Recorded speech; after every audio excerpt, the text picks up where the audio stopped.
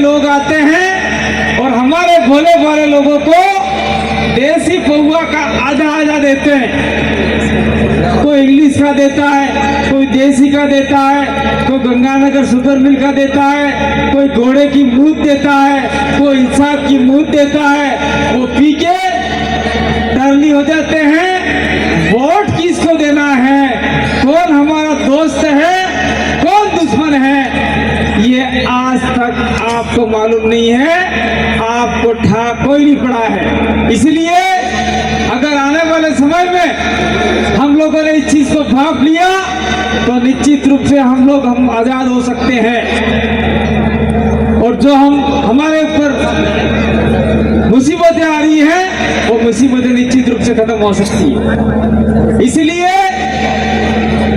आज तक हम लोग कांग्रेस और बीजेपी का वोट करते आए और वो वोट हमारी जमीन लूट के ले गए, हमारे बच्चों की शिक्षा लूट के ले गए, हमारे स्कूलें लूट के ले गए, हमारे स्कूलों के भवन लूट के ले गए। आज स्थिति क्या बनी हुई है, स्कूल है तो मास्टर नहीं है, मास्टर है तो भवन नहीं है, भवन और मास्टर दोनों हैं तो बच्चे नहीं है पढ़ने वाले। यह स्थिति हो गई है। अरे कैसे भी आप पानी रखा था, कौन लेके चला गया? तैयार खड़ा स्थिति यह हो गई है।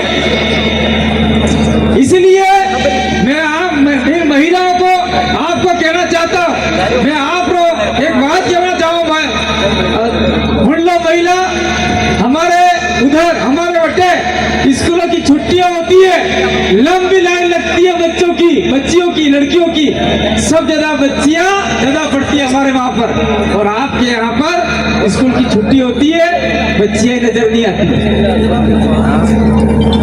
बच्चियां तो छोड़ो, यहाँ भीलों के दलितों के बच्चे स्कूल ही नहीं जा रहे। वो कहाँ जा रहे? होटलों में प्लेट मारने के लिए, सेठ साहूकारों की गाड़ी साफ करने के लिए, सेठ साहूकारों की दुकानों में काम करने के लिए, सेठ साहूकारों के खेतों में काम करने के लिए। दलित भील का खेत खड़ा रहा है, उसमें कोई नजर ध्यान ही नहीं दे रहा है। ये हालत यहाँ पे बनी हुई है। अगर ये हालत सुधारी नहीं तो आने वाले समय में इस इलाके में बहुत बड़ा नुकसान हो जाएगा।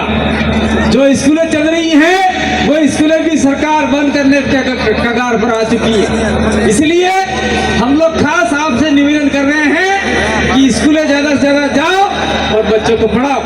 अगर बच्चे पढ़ लिख गए तो आपके बच्चे तहसीलदार बनेंगे, पटवारी बनेंगे, पुलिस वाले बनेंगे, मास्टर बनेंगे और बैंक में नौकरी लगेंगे।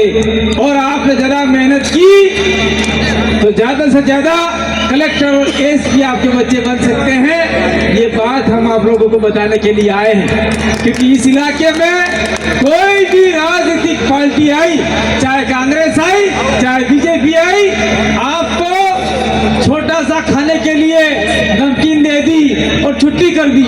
हमारे पास नमकीन नहीं है, दारू नहीं है, क्योंकि ये आदिवासी पार्टी है और आदिवासी पार्टी के पास पैसा नहीं है। आपने देखा कि जो दिल्ली में बैठने वाला सांसद आपके बीच में बैठा, मंच पे नहीं बैठा। हम लोग नीचे बैठे, मंच पे नहीं बैठे। अगर कांग्रेस और बीजेपी के लोग होते तो यहाँ कुर्सियां होती और उनके बड़े बड़े पेट होते और खा खा के इतने मजे मार रहे हैं और वो कुर्सियों पे बैठते और हमारे लोगों को नीचे बिठा के तालियां ही बजवाते। और आज तक तालियां ही बजा रहे हमारे लोग। अब तालियां नहीं बजानी है, अब आपके घर में ये लोग आ गए तो उनकी तालियां बजा दो। हमजिया में कही की दो उबो राखी नेवटा दो मारा झटाझट भागटे फटाफट, क्यों केमना पड़ेगा हमें। अगर आप नहीं कहोगे तो बहुत बड़ा समस्या खड़ा हो जाएगा। समस्या इसलिए खड़ा हो जाएगा, अभी डॉक्टर राम मीणा ने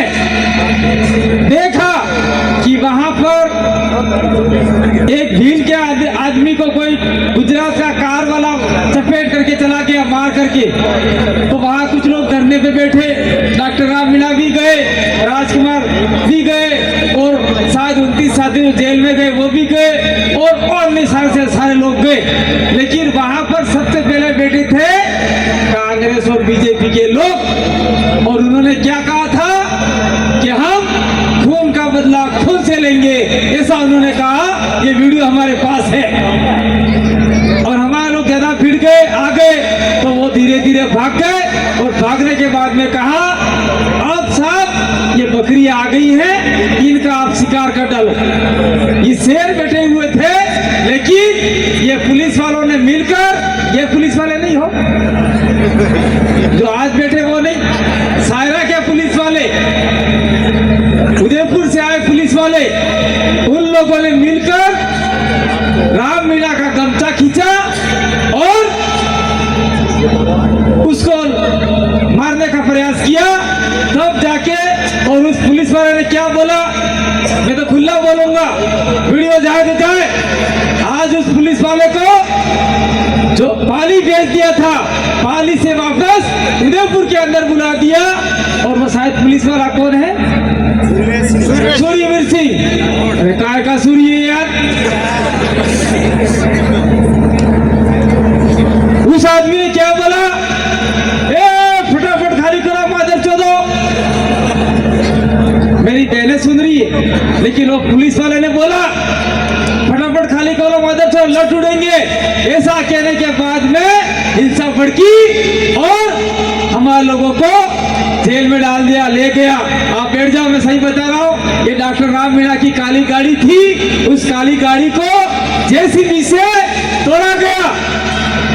और ये राजकुमार है, उस राजकुमार जो आपके सामने खड़ा था, उसको लट से मारा गया, उसके दांत तोड़ दिए, डॉक्टर राम मीणा का भी पेट तोड़ दिया, राजकुमार का भी पेट तोड़ दिया। ये करवाने वाले कौन थे? कांग्रेस बीजेपी के लोग और सायरा की पुलिस और उदयपुर गिरवा की पुलिस ही थी।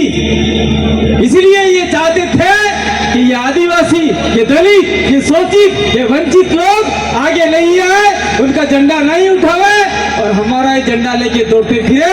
आपको गुलाम बनाए रखना चाहते थे, इसलिए इन लोगों को मारा। और ये हमारे बीच में राजकुमार का पैर आज भी ठीक नहीं है, डॉक्टर को दिखा दिया। डॉक्टर ने कहा इसका ऑपरेशन करना पड़ेगा, और ऑपरेशन के लिए हमें 1-2 लाख रुपए लग सकते हैं। आज के बाद में एक मैसेज दिया जाएगा, उस मैसेज में राजकुमार का अकाउंट दिया जाएगा, और आपसे जो हो सके 100 रुपये, 50 रुपये, 10 रुपये इस आदमी के खाते में डालोगे, और इस आदमी का हम लोग ऑपरेशन करवाएंगे। और आने वाले समय में इसको वापिस गोगुंदा, कुंभलगढ़, राजसमंद, उदयपुर, जालोर, कोटा में इसको दौड़ाने का काम करेंगे। भाई राजकुमार, आपको रोने की जरूरत नहीं है, आपका समाज आपके साथ में। क्या आप लोग राजकुमार के लिए सहायता करोगे? देख ले भाई, आप रोने की जरूरत नहीं है, हम लोग भी सक्षम नहीं है। हम भी कहते हैं, हमारे सांसद महोदय हैं, 4 MLA हैं, उनको भी कहेंगे कि आपके लिए वो लोग सहयोग राशि इकट्ठी करके आप लोगों को वो लोग देंगे। और मैं ज्यादा बात क्या करूं, मैं और बात करना चाहता हूं। राजसमंद जिले के अंदर जितने भी दलित हैं, आदिवासी हैं, भील हैं, उन लोगों ने दारू के नशे के लिए, बीड़ी के लिए, गांजे के लिए, शादी विवाह के लिए अपनी अपनी जमीनें बेच दी है, और उसके नीचे माइन से खोद दी है, मार्बल निकल रहा है। और वो आदिवासी जमीन का मालिक था, वो दलित जमीन का मालिक था, लेकिन आज उसी माइंस पे नौकर बन के काम कर रहा है। ये हालत हमारे इलाके की हो गई। अगर ये इलाके की हालत हो गई है, आज से आप लोग मुझे वचन दीजिए, प्रकृति की सौगंध खा के